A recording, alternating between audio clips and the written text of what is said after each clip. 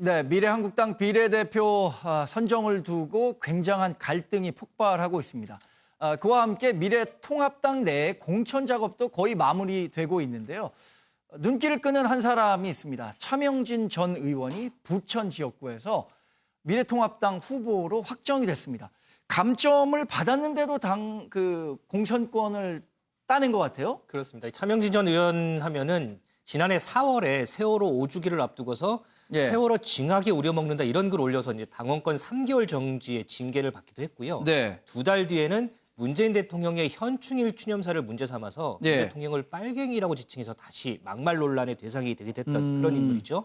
이런 차 전 의원이 미래통합당 부천병 지역 경선에서 이기면서 본선행을 확정을 했어요. 네. 그런데 말씀하신 대로 경선에서 4점을 감점을 받은 상태에서 상대 후보에게 5%포인트 차로 신승을 했거든요. 네. 근데 이제 이게 이 막말 논란 때문에 감점이 된 건지 아니면 다른 이유 때문에 감점이 된 건지 법원에서는 지금 그런 사유는 밝히진 않고 있습니다.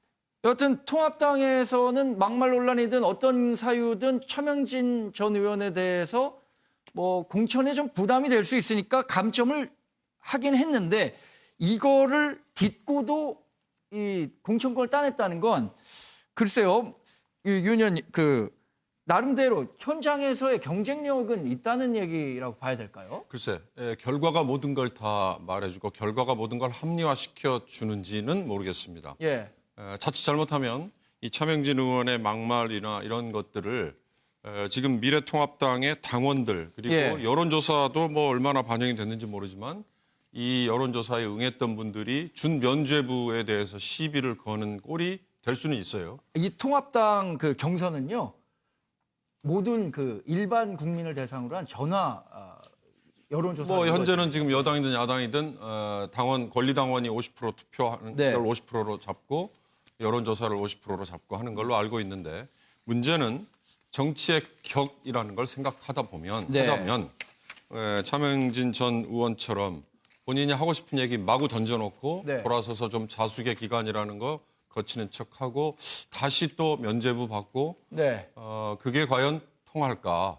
그리고 그게 통한다고 해서 그런 분들이 지역의 대표로 활동을 하는 게 그 지역에서는 또 얼마나 자랑스럽게 생각이 될 수 있을까?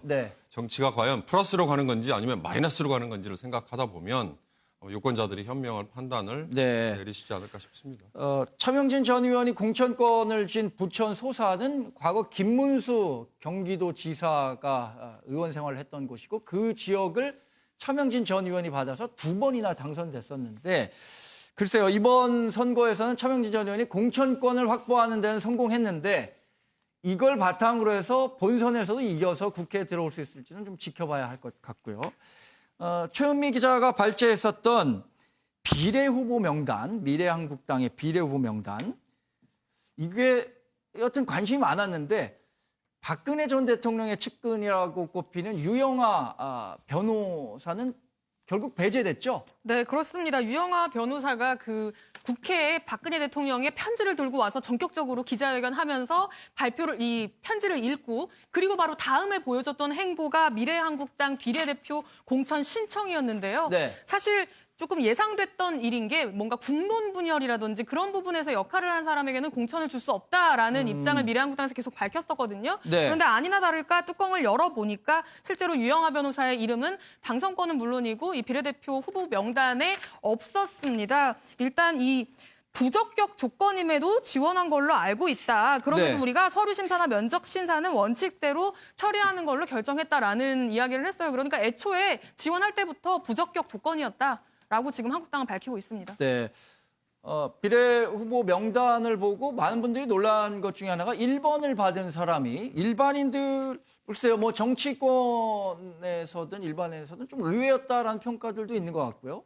네, 그렇죠. 이제 한 번도 거론된 적이 없는 분입니다. 다들 이제 미래한국당은 미래통합당의 위성 정당이니까 미래통합당의 비례용 정당인 거니까 미래통합당에서 영입된 인재들이 다수 포함이 될 거다라고 예상을 했었는데 1번으로 그래서 유력했던 사람이 제가 아까도 말씀드렸지만 윤주경, 윤봉길 의사의 관련된 그분일 거라고 그분일 거라고 예상을 했는데 조수진 후보가 1번을 받았어요. 이 조수진 후보는 동아일보 기자면서 이제 최근에 종편 채널A 채널에서 이제 패널로 활동을 많이 했던 분이고 이제 대표적인 이 현 정부를 저격하는 역할을 했던 저격수라고 그렇죠. 표현을 해야 될까요? 네. 현 정부를 굉장히 비판하는 역할을 많이 했던 분인데 그런 점이 많이 네. 이 공천심사안에 대해서도 반영이 됐다라는 이야기를 이제 한성교 대표는 하고 있습니다. 네. 그리고 이제 MBC 출신 아나운서 국장이었던 신동호 후보도 당선권에 있습니다. 14번을 받았습니다. 그러니까 신동호 후보도 어떻게 생각하면 한선교 대표의 직속 뭐 MBC 아나운서 후배고 하니까 뭐 그런 의혹에서 좀 자유롭지는 못할 것 같다는 생각도 들고요.